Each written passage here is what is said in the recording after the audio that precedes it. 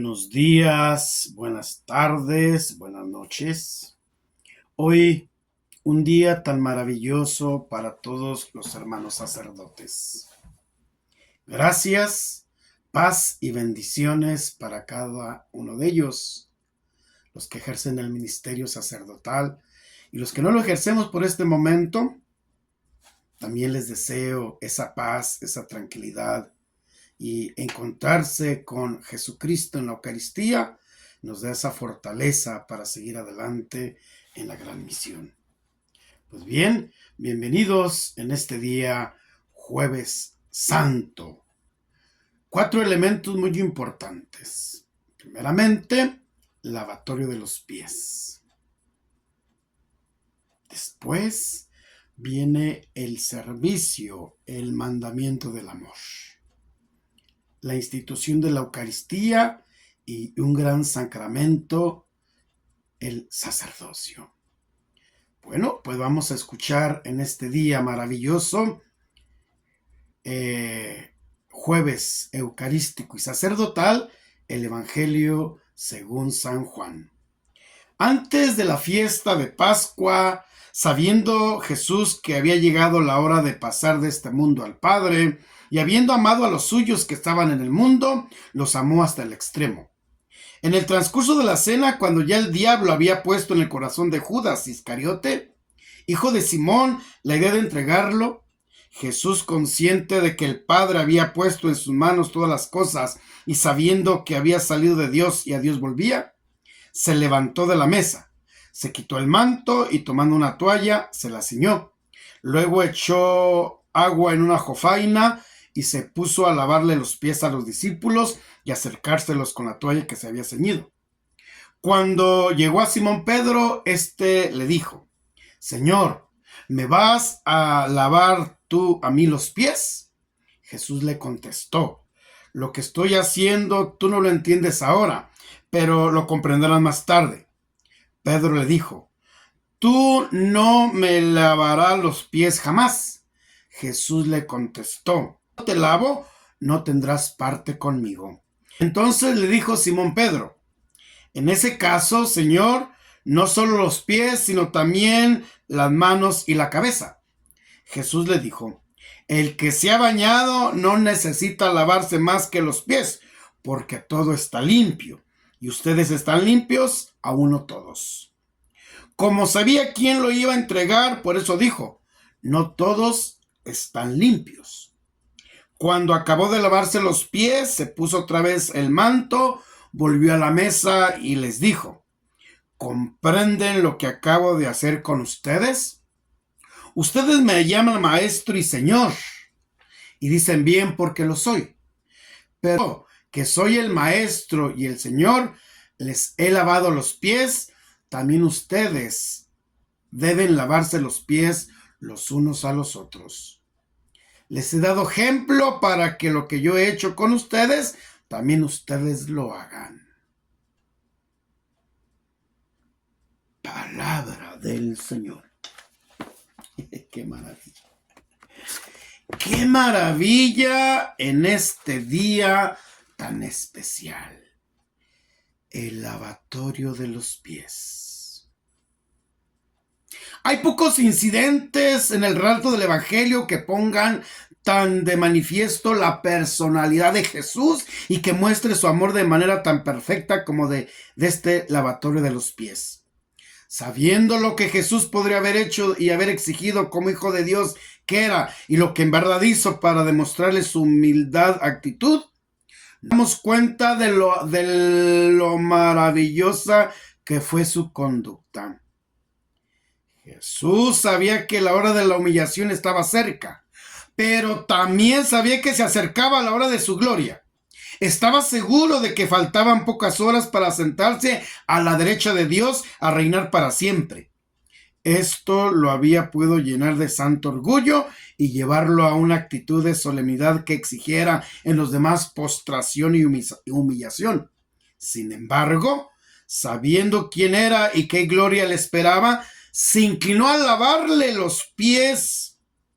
En ese momento, en el que hubiera podido exigir las máximas demostraciones de honor, demostró hacia sus discípulos la máxima humildad.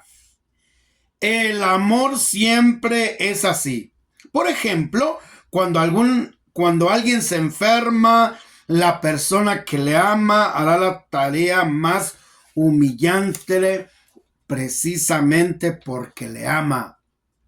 A veces las personas consideran que son demasiado distinguidas como para hacer favores modestos. Se consideran demasiado importantes. Jesús no era así. Sabía que era Señor de todo lo creado y a pesar de ello tomó una toalla, se la ató a la cintura y lavó los pies a los discípulos.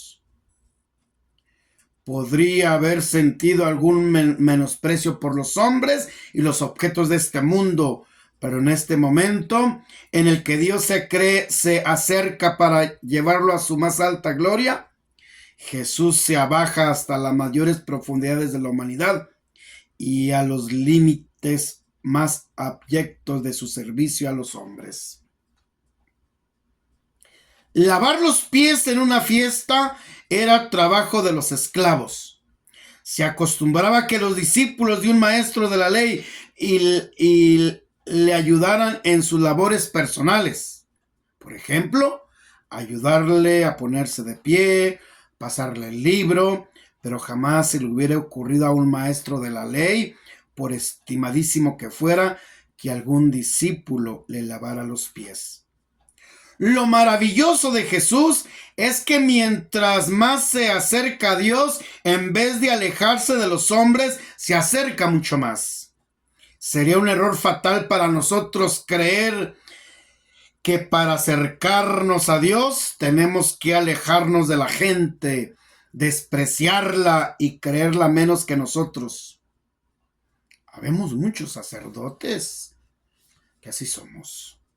Cuando nos dan un puesto, nos creemos superhombres, que todo lo sabemos, y a los hermanos de comunidad, de parroquias, los humillamos. Cuanto más nos acercamos a la humanidad sufriente, más cerca estamos del Padre de Dios. Del Padre Dios. Jesús sabía que lavaba los pies al que lo iba a traicionar. Lo sorprendente es que Jesús, cuanto más lo haría, más lo amaba. Podría haberle manifestado resentimiento, desprecio a este traidor, en cambio lava sus pies. San Francisco de Borges dice: un día pensaba, yo quisiera colocarme en el sitio más bajo y humillante del mundo. ¿Cuál será? Y se me ocurrió, el sitio más humillante del mundo es a los pies de Judas, y quise arrodillarme allí, pero no pude hacerlo porque ahí estaba Jesús de rodillas lavándole los pies. Con razón, el Padre le dio un nombre que está sobre todo nombre, porque Jesús se humilló como nunca nadie lo sabrá hacer así. En las casas había un esclavo, un criado, en la puerta con una vasija llena de agua y una toalla para lavar los pies a los invitados, pues los caminos eran muy llenos de barro, de polvo. Usaban sandalias que no favorecían casi los pies del polvo del barro. Pero Jesús y los apóstoles no tenían esclavos ni criados, así que aquella noche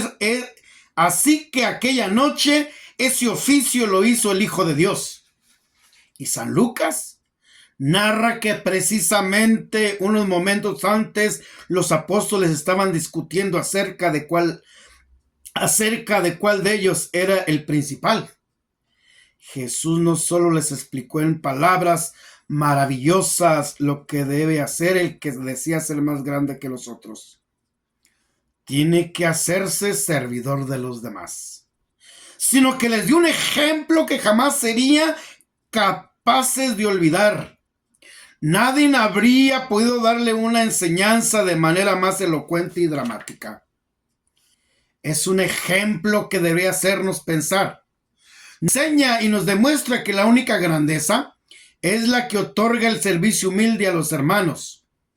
El mundo y la iglesia del siglo XXI están llenos de personas que viven de pie exigiendo que todos lo reconozcan su dignidad y los títulos que se merecen, cuando deberían estar arrodillados a los pies de los otros, prestándoles humildes favores. En todas las esferas, este deseo de figurar en primer plano y esta falta de disposición para ocupar un puesto secundario hace fracasar los planes que Dios tenía para llenarles de gloria. Sin mala intención, cada vez que nos dejan a un lado, nos llenamos de resentimiento y estamos llenos de cólera. Cuando nos sentimos inclinados a exigir un alto puesto para que brille nuestro prestigio y sobresalgan nuestros méritos, volvamos la vista hacia el Hijo de Dios, ceñido con una toalla y arrodillado ante campesinos polvorientos para lavarle los pies, y tratemos de aprender la lección. Antes de narrar su inmenso acto de humildad, el evangelista nos dice cuán grande es su poder. Sabiendo que el Padre había puesto en sus manos todas las cosas y que había salido de Dios y a Dios volvía, a pesar que Dios ha puesto en sus manos todas las cosas, les lava no las manos sino los pies. Viene Dios y a Dios va, y sin embargo cumple un oficio no de señorío sino de servicio. Lava los pies al que lo va a entregar. Tanto estima la humildad. San Agustín. El personaje que merece verdaderamente ser amado es aquel que no tiene reparo en convertirse en servidor de su prójimo. Sabe que puede ser humilde sin perder la dignidad. Ningún problema de sus súbditos es insignificante para él. Y no es una actitud artificiosa ni solo una intención de causar sensación impresionante. Y lo curioso es que todo aquel que como Cristo se inclina ante los pies de los demás, adquiere un señorío sobre ellos y su recuerdo no se pierde sino que se conserva con el tiempo, atado a lo más agradable de la vida. Pedro se niega a que Jesús le lave los pies. Si Pedro hubiera sufrido del corazón, allí mismo le habría dado un colapso. Hoy nos parece una escena ya muy sabida, pero pensemos en lo que debió sentir aquel campesino que se sentía y era un pobre pecador. Ver ante sus pies llenos de barro y de polvo, arrodillado, desatándole los cordones de sus alpargatas, aquel Moisés y Elías habían venido a glorificar en el Tabor, aquel que con una palabra calmó el mar embravecido y con un signo transformó 600 litros de agua en espumoso vino, aquel que con una frase resucitó a Lázaro y con solo su saliva devolvió la vista a los ciegos y el oír a los sordos. La Eucaristía, institución de la Eucaristía. En la fiesta de los panes sin levadura estaba en la fiesta de Pascua, la fiesta nacional de Israel, la conmemoración de la fecha en la que el pueblo de Dios obtuvo su independencia en Egipto. Pascua significa paso de la esclavitud a la libertad. Eran 7 días dedicadas a conmemorar la noche santa en el que el Señor con mano poderosa sacó de Israel de Egipto para convertirlo en el pueblo de sus preferencias. La noche de salida de Egipto, el pueblo por el apuro no lo alcanzó a guardar a que la masa del pan se fermentara y tuviera que llevarla así nomás, sin levadura. Este mismo detalle les convenía también para la larga travesía en el desierto, porque el pan sin levadura dura mucho tiempo sin dañarse. En cambio, el pan ordinario con levadura y a los 4 días empieza a saber mal. Israelitas iban a tener que estarse muchos días sin volver a hacer nuevo pan. Pan sin levadura es el de la hostia de la Santa Misa. El primer día de la fiesta de Pascua se daba una vuelta minuciosa por toda la casa para destruir todo pan que tuviera levadura, porque en esos 7 días solamente se podía comer pan ácimo, o sea, sin levadura. La levadura es una masa fermentada y cuando se pone un poco de ella en la masa, se está preparando. El resultado es que toda la masa se fermenta y se produce un pan como el pan común, pero que es mucho más lento para cocinarse que el pan sin levadura. Este se cocina en muy poco tiempo, por eso la noche de salida de Egipto lo pudieron prepararse en pocos minutos.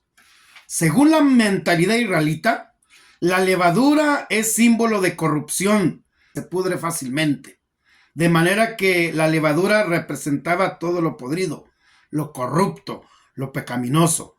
Por eso se le hacía desaparecer al empezar las fiestas de Pascua, como señal de la purificación del alma que cada uno desea obtener. Los discípulos fueron y prepararon la Pascua. ¿Qué prepararon? Primero dieron una vuelta por las habitaciones para asegurarse de que no había levadura por ninguna parte. Enseguida colocaron sobre la mesa una taza grande con agua salada en recuerdo de las lágrimas que el pueblo derramaba cuando era esclavo de Egipto, y en recuerdo de las aguas del Mar Rojo, que todos atravesaron por un milagro maravilloso de Dios. Luego prepararon una pasta llamada caroset, con manzana, dátiles y granadas, pasta de color ladrillo, para recordar los ladrillos que el pueblo de Israel tuvo que hacer en Egipto antes de ser liberado por el Señor. Enseguida se prepararon las copas de vino, una para el principio de la cena y otra para el final. Parece que la copa que Jesús bendijo fue la del final. Salieron al mercado y compraron el cordero, menor de 1 año, blanco, sin mancha ni defecto. Lo llevaron al templo y efectuaron una emocionante ceremonia, que el día siguiente se iba a repetir con pasmosa semejanza en el Calvario.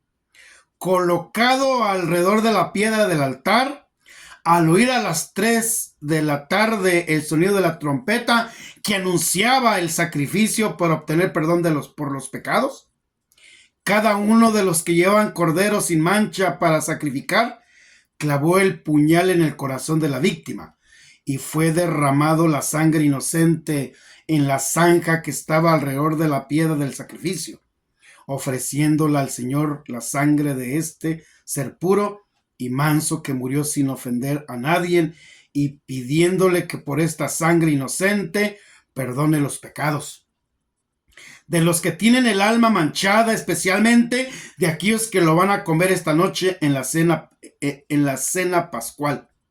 Luego le quitaron la piel, como a Jesús al día siguiente le quitaron sus vestidos. Lo amarraron en un palo en forma de cruz y lo llevaron para asarlo y comerlo esa noche junto con el pan ácimo sin levadura. El cordero era el símbolo de la liberación de la muerte y de la destrucción. En la noche de la muerte de los primogénitos de Egipto, lo que salvó a las familias israelitas que el ángel de la noche no llegara a su casa fue la sangre del cordero, con lo cual habían teñido la parte superior de cada puerta. Y lo que salva ahora a cada uno para que no llegue la muerte eterna es la sangre de Jesús, el Cordero de Dios, que borra la lista de nuestros pecados. San Pablo dice que Cristo en la cruz tomó nuestra sentencia de condenación y la borró con su preciosa sangre. Tomad y comed, esto es mi cuerpo. El mismo Lutero decía, estas palabras son tan claras que para negar que Jesús esté en la Eucaristía, tiene uno que ser o un ignorante o un loco. Esta es la sangre de la nueva alianza. La palabra clave en esto es alianza o pacto. Se trata de un contrato o compromiso de mutua fidelidad, no entre un hombre y otro hombre, sino entre Dios y el hombre. Es como decir, de ahora en adelante este sacramento será un recuerdo perpetuo de que por mi sangre que se derrama por vosotros, se ha establecido una nueva relación entre Dios y el hombre. Queda abierto el camino a toda la hermosura de una nueva relación de la criatura humana con Dios. Haced esto en memoria mía. Quiere Jesús que siempre nos reunamos a comer el Cordero de Dios en la cena de la Eucaristía. Tengamos un recuerdo muy cariñoso de aquel Cordero que un Viernes Santo a las 3 de la tarde fue atravesado en la cruz por las armas que nuestros pecados afilaron. Fue despojado de sus vestiduras como el cordero de la piel y murió como el manso corderillo de los sacrificios, sin haber ofendido a nadie ni haber dado mal ejemplo alguno en su vida. Y con su sangre derramada alrededor de la roca del sacrificio, borró las manchas de los mismos que lo crucificaron y nos libró de la muerte eterna. ¡Qué maravilla! Y en este momento, pues ahí está la institución de la Eucaristía, ¿verdad? El servicio, la entrega, la pasión y ante todo el decir, Señor, aquí estoy. Mándame a donde tú quieras que yo vaya. Porque el Señor nos da esa paz, esa tranquilidad, esa confianza. Y al momento de sentarse a la mesa, al momento de tomar el pan y el vino, se les entrega a los discípulos, hagan esto en memoria mía, y ahí surge el ministerio sacerdotal. Y ante todo el amor, ante todo la entrega, porque Jesucristo vino a eso, a darse por amor. Dios tuvo tanto amor en su Hijo Jesucristo que lo entregó en la cruz por amor. El mandamiento del amor.